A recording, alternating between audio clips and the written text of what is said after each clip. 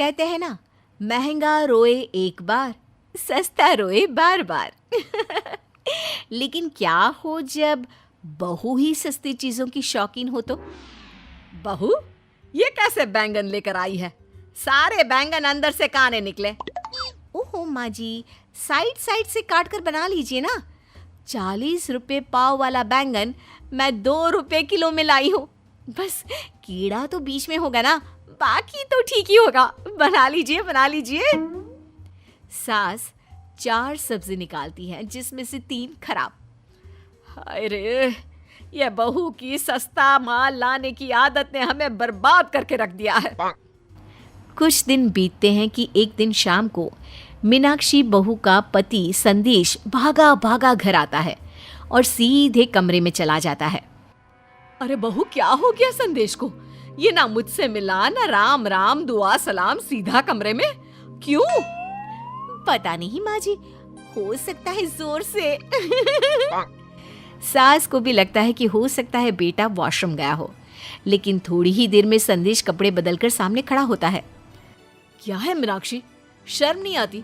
कहाँ से ये कपड़े लाए थे तुमने मेरे लिए? आज ऑफिस जाते ही फट गई। कैसे मैंने ऑफिस टाइम पूरा किया मैं ही जानता हूँ। अरे क्या हो गया बेटा? बहू तो ये पैंट कल ही नहीं लाई थी, आज फट कैसे गई? जबकि ये तो तेरे नाप की भी थी। माँ, मैं क्या जानू कहाँ से लाई थी? मैंने कहा था ऑफिस के कपड़े मेरे ब्रांडेड होने चाहिए या फिर किसी अच्छे दर्जे से सिला ले, पर पता नहीं सस्ते के चक्कर में ये पैंट कहाँ से उठा लाई। देखो माँ, ये पूरी फटी जा रही है, कपड़ा ही गला हुआ था। क्यों री, जैसे कपड़े खुद पहनती है वैसे ही मेरे बेटे के लिए भी ले आई क्या? अरे ऑफिस में बड़ा बाबू है ये, कोई चपरासी नहीं जो। माँ जी, मैंने ये पैंट चोर बाजार से खरीदी थी। लेबल देख रही हैं आप, ज़ारा का है। इसकी एक एक पैंट 4000 की आती है और ये सिर्फ 200 में मिल गई मुझे। पति सर पर हाथ रख लेता है। अरे समझ मूर्ख मीनाक्षी, ये 4000 वाली पैंट कोई तुम्हें 200 में क्यों देगा? वैसे ही जैसे 40 रुपए पाव वाली सब्जी कोई 20 रुपए की किलो क्यों देगा? अरे इसका मतलब होता है कि जरूर कोई ना कोई गड़बड़ है। लेकिन जिसे शौक ही सस्ते का हो, वो भला इन बातों के बारे में क्यों सोचे? वो तो चुपचाप अपने कमरे में चली जाती है। थोड़े दिन बाद, बहू, तू भी घर के काम में बिजी रहती है और मैं ठहरी गवार। अब मैं बोल रही थी कि मुन्ने की ट्यूशन लगवा देते हैं, किसी अच्छे शिक्षक से कम कुछ सीखेगा ही, वरना ऑनलाइन क्लास में तो बच्चों की ऐसी तैसी कर दी है। ठीक है माँ जी, शाम को पार्क जाऊंगी तो पता कर लूंगी। शाम को बहू पार्क जाती है, जहां उसे एक लड़की दिखती है जो दूसरी लड़की से लड़ रही होती है। मीनाक्षी उन लड़कियों के पास जाती है। क्या हो गया, किस बात पर लड़ाई चल रही है? एक लड़की जो मुश्किल से 12 या 13 साल की होगी। आंटी देखिए ना, ये कॉमिक्स पढ़ चुकी है लेकिन फिर भी मुझे पढ़ने नहीं दे रही है। आंटी, वो सारा दिन तो पढ़ती रहती है। मैंने कहा मेरे साथ अभी खेल ले तो मना कर रही है, बोल रही है कि मैं भी पढ़ूंगी। मीनाक्षी समझ में आ जाता है कि ये लड़की पढ़ने लिखने वाली है। देखो बेटा, आज तो ये अपनी किताब तुमको दे देगी, लेकिन तुम कब तक मांग मांग कर पढ़ोगी? कभी खुद की भी तो किताब पढ़ना और खरीदने लायक बनना है ना तुम्हें। पर कैसे आंटी, मेरी तो पॉकेट मनी बहुत कम है। देखो, तुम हो 8वीं कक्षा में और मेरी बेटी 4th में, तो क्यों ना तुम 100 या फिर 200 लेकर मेरे मुन्ने को पढ़ा दिया करो रोज 1 घंटा। फिर उन पैसों से ढेर सारे कॉमिक्स खरीदना। क्यों, कैसा रहेगा? मैं टीचर? हाँ क्यों नहीं, पर आप मेरी मम्मी को नहीं बताना, वरना वो गुस्सा हो जाएंगी। अरे नहीं नहीं, मैं क्यों बताऊंगी। तो लो 50 रुपए एडवांस, कल से घर आ जाना। हाँ। मीनाक्षी बहुत खुश थी कि उसकी बेटी के लिए जो ट्यूटर 2 से 5 हजार तक का मिलता, वो सिर्फ 200 रुपए में मिल गया। वहीं अगले रोज शाम को सास कहती है, बहू, तू बोल रही थी कि मुन्ने को पढ़ाने के लिए कोई आने वाली है। जी माँ जी, वो बस आती ही होगी। अरे बहुत पैसे लेते हैं ये घर पर आकर पढ़ाने का। वैसे आजकल रेट क्या चल रहा है? तभी सामने खड़ी होती है एक प्यारी सी छोटी सी लड़की। लो, नाम लिया और शिक्षिका जी हाजिर। क्या? कौन शिक्षिका? ये क्या होता है? सास लड़की को देखकर सर पर हाथ रख लेती है। देखिए माँ जी, ये माही है, ये 8वीं कक्षा की छात्रा है और हमारा मुन्ना 4th में है, तो है ना फायदे का सौदा। ये बोलकर बहू सास को आंख मार देती है। हे भगवान, ये तो खुद ही बच्ची है, क्या पढ़ाएगी। सासू माँ बड़ी क्लास में है ये, छोटी क्लास पढ़कर ही आगे बढ़ी होगी ना, तो मैं ले आई इसे, 100 या 200 में खुश रहेगी ये। बच्ची मुन्ने को क्या पढ़ाती, रोज आती, थोड़ा किताबों से खेलती, थोड़ा खाती, थक जाती तो सो जाती, और फिर ऐसे ही चल रहा था कि एक दिन। अरे सुनो, वो मुन्ने के स्कूल से फोन आया था, उन लोगों ने हमें बुलाया है। दोनों पति पत्नी स्कूल जाते हैं, जहाँ टीचर कहती हैं, ये क्या है, आप लोगों को तो समझ में नहीं आता, क्या सिखाते हैं बच्चे को। क्यों, क्या हो गया, क्या सीख लिया। टीचर मुन्ने की ढेर सारी कंप्लेंट करती है और फीस जमा करने को कहती है। और मुन्ने की फीस भी नहीं आई है, आप प्लीज अभी जमा कर दें, नहीं तो स्कूल से ना भेजें। तुमने मुन्ने की फीस क्यों नहीं भरी? वो क्या है ना, मैंने पैसे बचा लिए, लेकिन मैं अभी तुरंत जमा कर देती हूँ। मीनाक्षी फीस जमा करके आती है। फिर देखिए जी, ये स्कूल ना बहुत महंगा है, मैंने एक स्कूल पता किया है, वहाँ जाकर कल मुन्ने का एडमिशन करवा देती हूँ। वो क्या है ना, स्कूल भी यहाँ से अच्छा है, टीचर भी ज्यादा पढ़ी लिखी है, बिल्डिंग भी शानदार है। देख लो, मुन्ने के भविष्य के साथ कोई खिलवाड़ ना हो। कुछ दिन बीत जाते हैं। फिर एक रोज काम वाली कहती है, मैडम जी मैं कल नहीं आऊंगी, कल ना मेरे बच्चे के स्कूल में पीटीएम है। अरे मीनाक्षी, कल तो हमारे मुन्ने के स्कूल में भी पीटीएम है ना? हाँ हाँ, कल तो हम लोगों को भी जाना है। अगले दिन मीनाक्षी और उसका पति स्कूल पहुंचते हैं। पति स्कूल देखकर, ये है स्कूल। मीनाक्षी, ये तो किसी स्वयंसेवी संस्थान गरीब बच्चों को पढ़ाने के लिए बनाया है। हाँ, तो पढ़ाने के लिए ही बनाया है ना, कोई माँ बाप के पैसे खाने के लिए नहीं बनाया, और ना ही बच्चों को हमेशा एक्टिविटी के नाम पर पैसे खाने की मशीन बना के रखे। चलिए अंदर। दोनों पति पत्नी स्कूल के अंदर जाते हैं, जहाँ उनकी नौकरानी कमला बैठी होती है। अरे साहब, मैम साहब, आप लोग, क्या बात है, मुन्ने हमारे चमरी के साथ ही पढ़ती है का, ये तो हमें पता ही नहीं था। मुन्ने के मम्मी पापा आगे आ जाइए, देखिए ये बिल्कुल भी नहीं पढ़ता, आप ये चमड़ी से कॉपी लेकर मुन्ने के काम को पूरा कर लीजिए, और कल से तुम चमड़ी के साथ बैठना, कम से कम उसके जैसे बनने की कोशिश करो। दोनों मियाँ बीवी घर आ जाते हैं, जहाँ पति का गुस्सा 7वें आसमान में होता है। अब तक तो मीनाक्षी को भी समझ में आ जाता है कि पैसे बचाना और जीवन को सस्ता करना कहाँ जरूरी है, कहाँ नहीं। कंजूसी एक हद तक तो ठीक है, लेकिन तब क्या हो जब कंजूसी जीना बेहाल कर दे। ये कहानी है शीतल की, एक सुंदर संस्कारी बहू और हर काम में कुशल, लेकिन इसमें केवल एक ही बुराई है कि ये बचत बहुत करती है। अब आप सोच रहे होंगे कि बचत करना तो अच्छी बात है, इसमें कौन सी कंजूसी। तो आइए देखते हैं। शीतल बहू, अरे ओ शीतल बहू, तूने गलती से पूजा के दिए में घी की जगह तेल डाल दिया है। देख, जल्दी दे घी डालकर, मंदिर जाने को देर हो रही है। मम्मी जी, मेरी माँ कहती है कि जले में घी ना डालते, आग बढ़ती है। वैसे भी घी कितना महंगा हो गया है, अगर आप रोज़ाना घी का दिया जलाएंगी तो महीने भर का घी हफ्ते भर भी नहीं चलेगा। अरे निगौड़ी, सुबह सुबह कंजूसी शुरू कर दी तूने। इससे ज्यादा सास कुछ कहती कि ससुर जी की आवाज़ आ जाती है। बहू, ये क्या है, आज अखबार वाले ने केवल एक ही पन्ने का अखबार दिया, बाकी के पन्ने कहाँ गए? और ये चाय में से दूध कहाँ गायब है?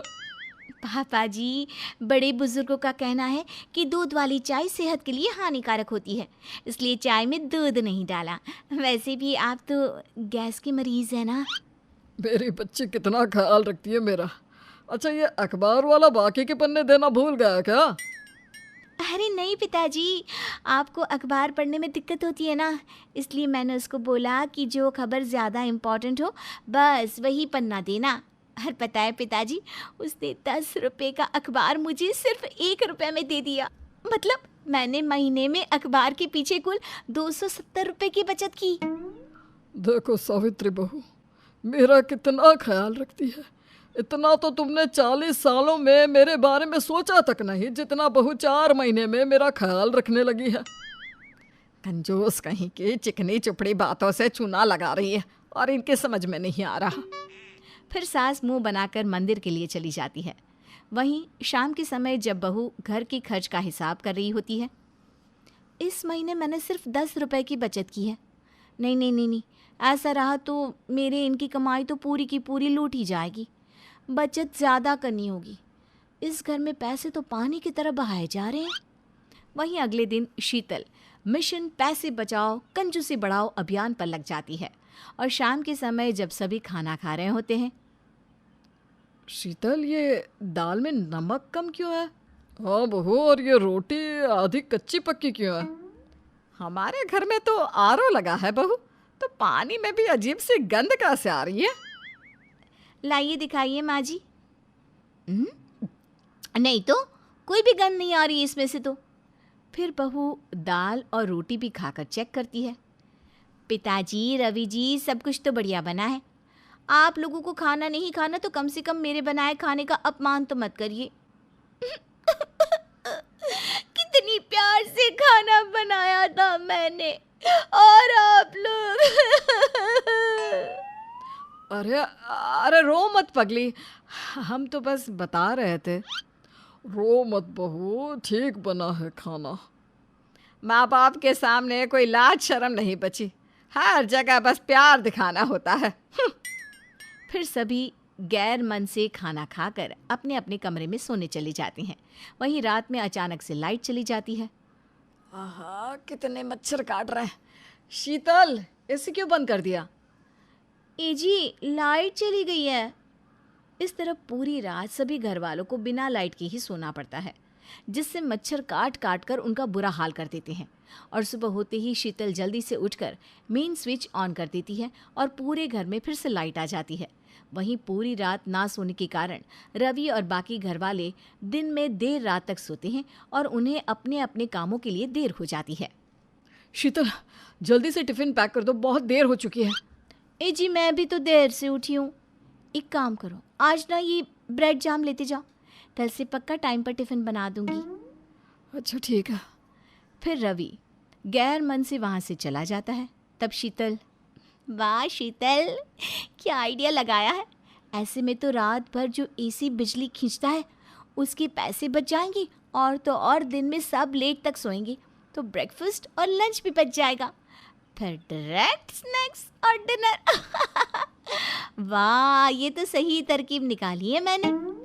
और इस तरह शीतल बचत के चक्कर में दिन ब दिन कंजूसी करती रहती है। फिर एक दिन, माँ जी, मैं बाजार जा रही हूँ, राशन और सब्जी खत्म हो गए हैं ना। ठीक है, जा समय से आ जाना। हाँ, शाम को मेरी कुछ सहेलियाँ खाने पर आ रही हैं तो खाने में कुछ अच्छा बना देना। ठीक है सासू माँ, आज तो ऐसा खाना खिलाऊंगी कि कभी भी ये औरतें दूसरे के घर का बजट बिगाड़ने नहीं जाएंगी। फिर शीतल मार्केट चली जाती है। भैया, ये सब्जी कैसे दी? बहन जी, 40 रुपये पाव किलो। और वो साइड में जो सब्जी रखी है वो कैसे दी? दीदी, वो तो फेंकने के लिए रखी है, आधी सड़ी गली है। अरे भैया, इतनी अच्छी सब्जी आप फेंक दोगे? ना ना ना ना, ये तो माता अन्नपूर्णा का अपमान करना होगा। एक काम करो, ये लो 10 रुपये और सारी सब्जी मुझे दे दो। मैं तो वैसे भी फेंकने वाला था, ले जाने तो मेरा ही काम कम हुआ। इस तरह शीतल सारी खराब सब्जी उससे खरीद लेती है। वहीं राशन की दुकान पर, काका, जो सबसे सस्ता चावल, दाल और आटा हो ना, वो पैक कर दो 5-5 किलो।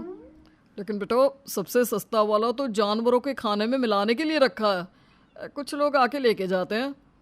हाँ तो काका, जानवरों के लिए ही तो मांग रही हूँ। लाओ अब जल्दी से।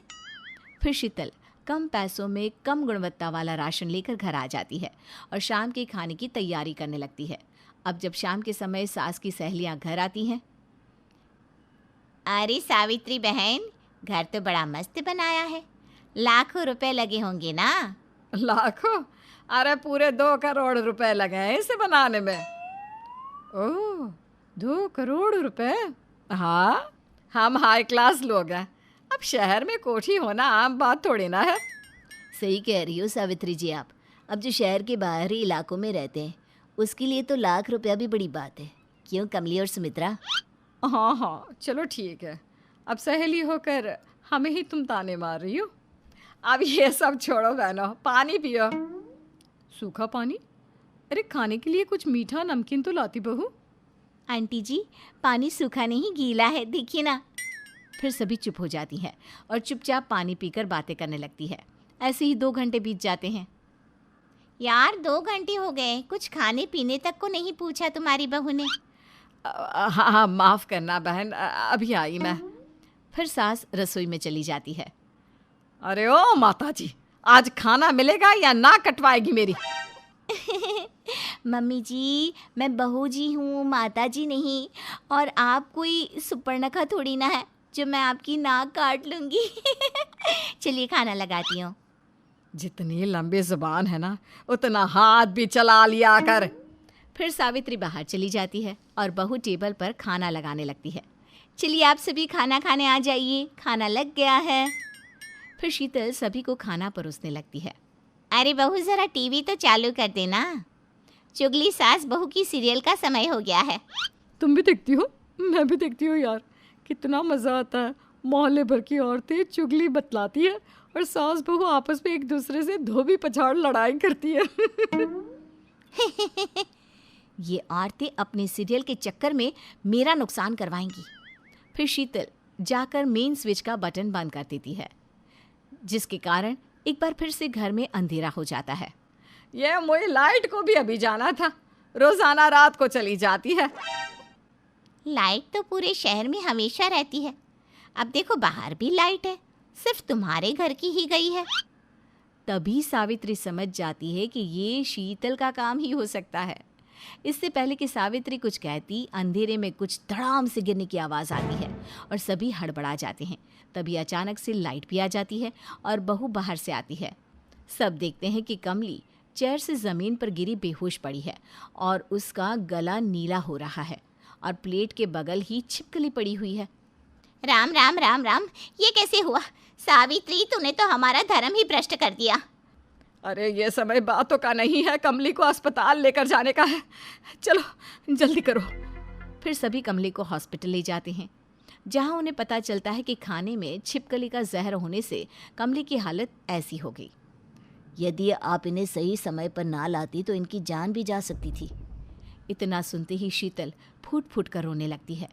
माँ जी, मुझे माफ़ कर दो, और आंटी जी आप भी, ये सब मेरी ही गलती है।